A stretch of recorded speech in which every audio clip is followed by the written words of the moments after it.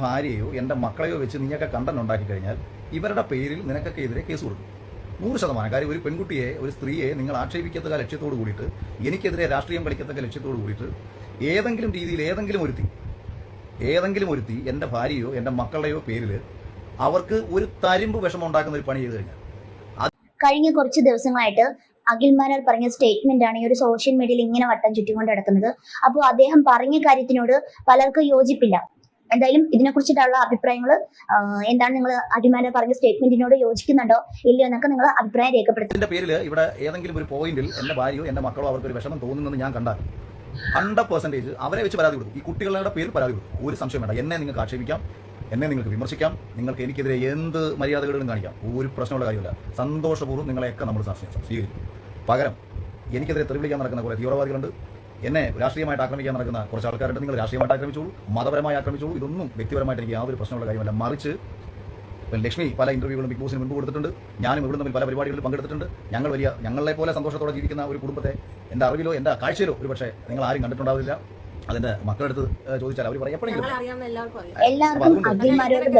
ഇതൊക്കെ കഴിയുന്ന നിങ്ങൾ പറയുന്നത് പോലെ കഴിയണമെന്ന് എനിക്കില്ല. അങ്ങനെ ഒരു സാഹചര്യം ഉണ്ടെങ്കിൽ എന്നേ ഞാൻ പോയത്. ഇത് അത്ര സ്ട്രോങ് ആയിട്ടുള്ള ഒരു ഫാമിലിയും ഫിനാൻഷ്യലി ആയാലും മെന്റലി ആയാലും വളരെ സ്ട്രോങ് ഒരു ഫാമിലിയാണ് എനിക്കുള്ളത്. എന്ത് സഹിച്ചു ഇപ്പൊ നിങ്ങൾ ഓരോരുത്തർ ഈ വീഡിയോസിലൊക്കെ പറയുന്ന പോലെ സഹിച്ച് അല്ലെങ്കിൽ അയ്യോ പാവത്തെ പോലൊന്നും ഞാൻ അങ്ങനെ കഴിയത്തുമില്ല. എനിക്കങ്ങനെ കഴിയുന്ന ഒരു സിറ്റുവേഷൻസ് എനിക്ക് എന്റെ ലൈഫിൽ ഉണ്ടായിട്ടില്ല. കുറെ നാളുകൊണ്ട് തുടങ്ങിയതാണ്. ചിലപ്പോൾ ഇതൊക്കെ നിങ്ങളുടെ വീട്ടിൽ കാണുന്നതാവാം.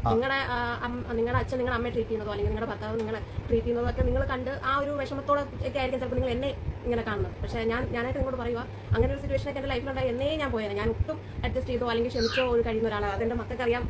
ഞാനായിട്ട് സഹിക്കുന്നുണ്ട്.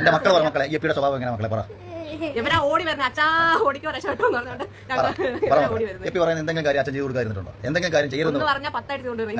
കാരണം എവിടെയെങ്കിലും വീട്ടുകളിൽ കരിവേപ്പില ഉണ്ടെങ്കിൽ കൊണ്ടുവരുന്ന പറഞ്ഞപ്പോൾ ഒരു എനിക്ക് കരിവേപ്പ് മൊത്തം ഓടിച്ചോണ്ട് കറിവേപ്പിലാണ് കാര്യം പറയാനല്ലേ എന്ത് പറഞ്ഞാലും തങ്കു വരുന്ന കമന്റ് വായിക്കാം. അത് കുഴപ്പമില്ല മക്കളെ. നമ്മുടെ പറമ്പിൽ വന്ന് പട്ടികൾ തൂരി വെക്കാറില്ലേ?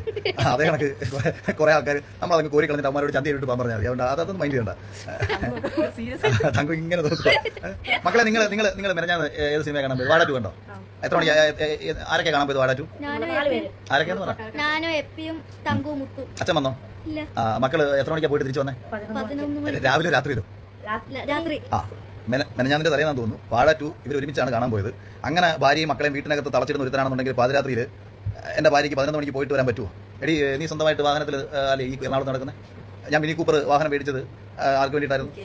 നീ പണ്ടുള്ള സ്വർണ്ണം വിറ്റതിന്റെ പേരിൽ ഇവക്ക് വേണ്ടതിലധികം സ്വർണ്ണം മേടിച്ചു കൊടുത്ത ഭർത്താവാണ് ഞാൻ. ഇവർക്ക് അല്ല